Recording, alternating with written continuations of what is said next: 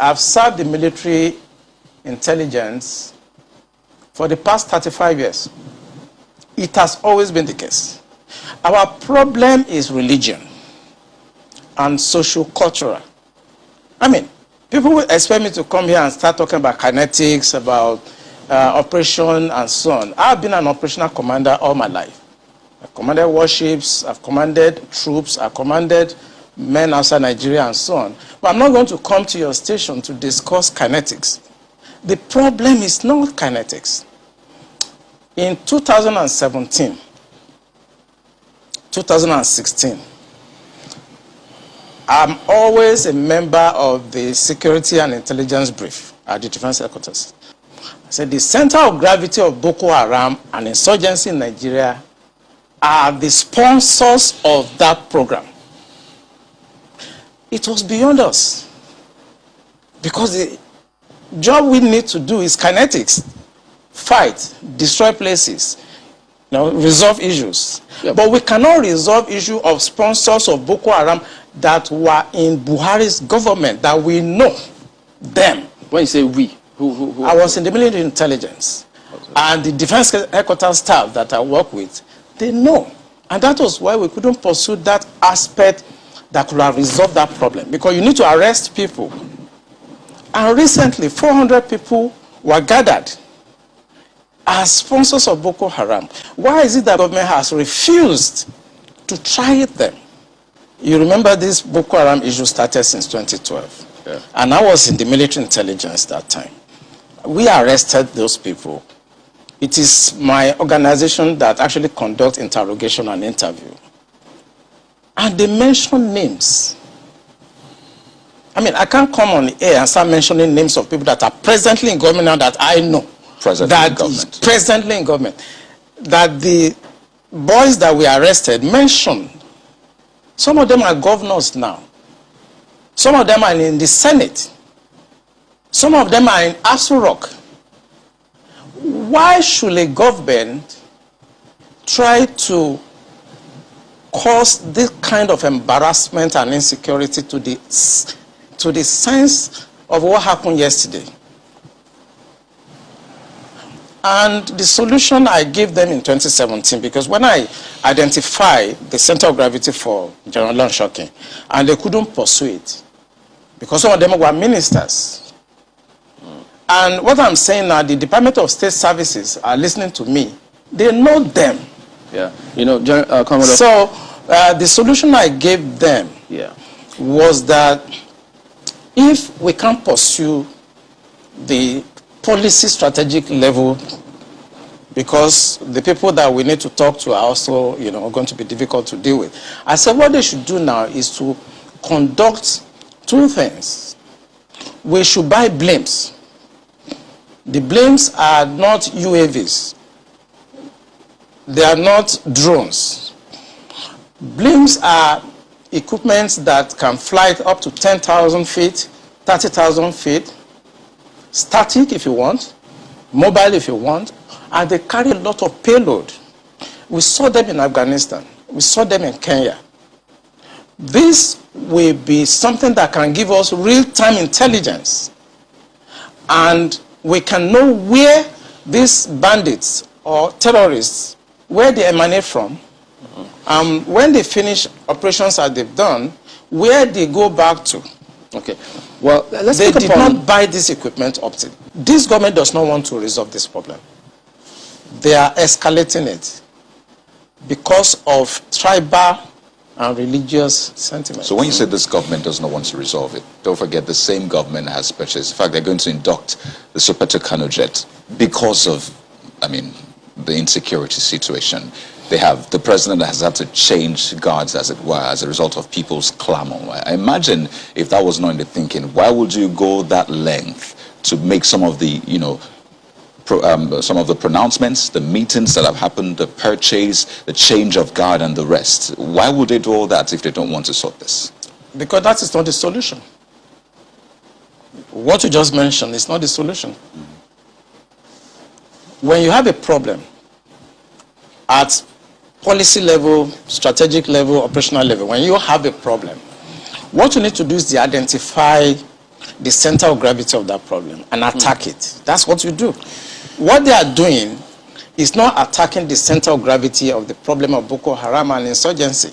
So if the president is buying Super Tucano, is changing service chiefs, that is not the solution.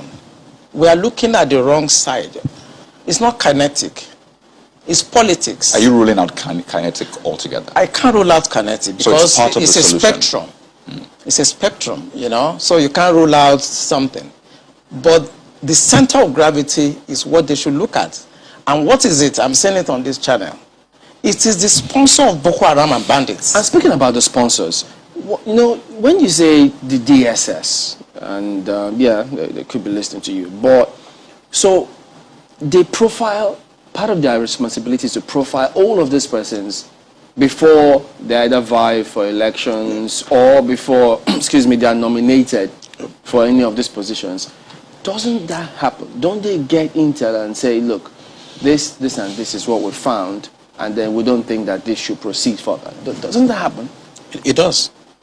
You know, when I worked with the DSS in 2007, because when Yaradua approved the operational order that we did, we now have to work together as a team. He actually forced all of us to sit down together and work together. I was surprised at the tremendous amount of information had by DSS. I was shocked.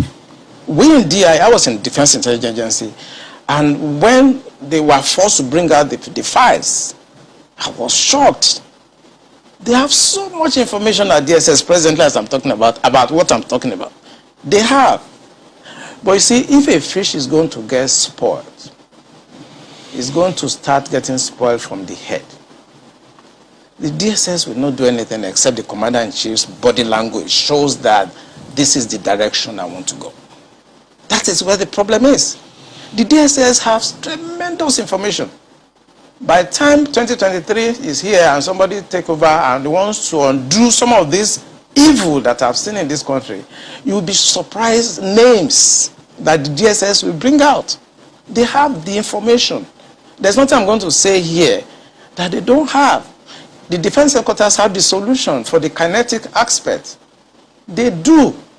I'm not going to come here to advise them. I work with them and they're still there. The chief of naval staff was in the intelligence with me. We were together in Defense Intelligence Agency. That's Vice Admiral Gambo. I know these people are good. They know what to do. It's not that they have problems.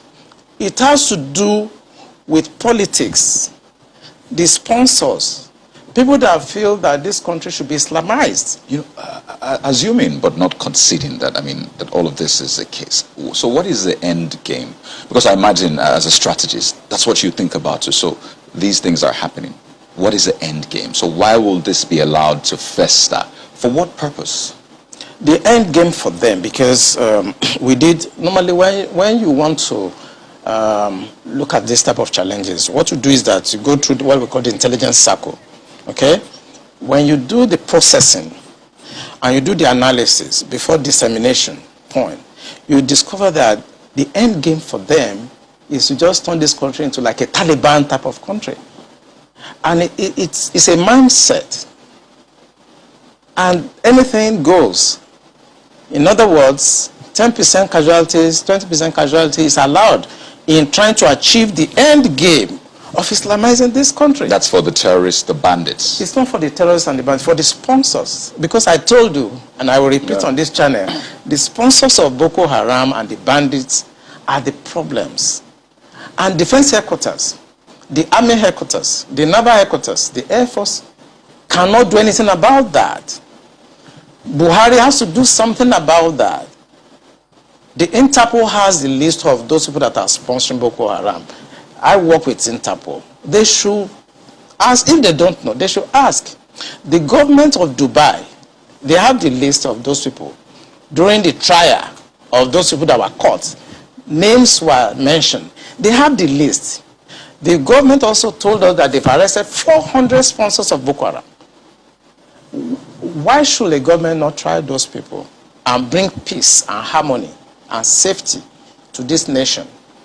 Why won't a government do that?